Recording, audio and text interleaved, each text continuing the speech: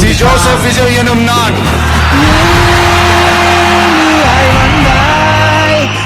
தமிழ்நாட்டு அரசின் முதலமைச்சர் என்ற முறையில்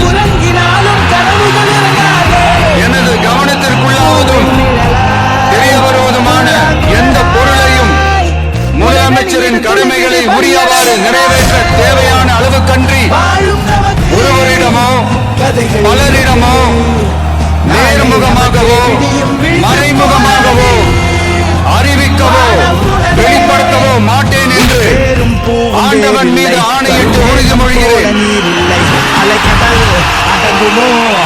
அதிகார குரலுக்கு எப்போதும் நீரின் வீழ்ச்சி நீதானே. உன்னை நீந்தி கடக்க முடியாதே ஒரு பனித்துளி, அது எரிமலை அணைத்திடுமா.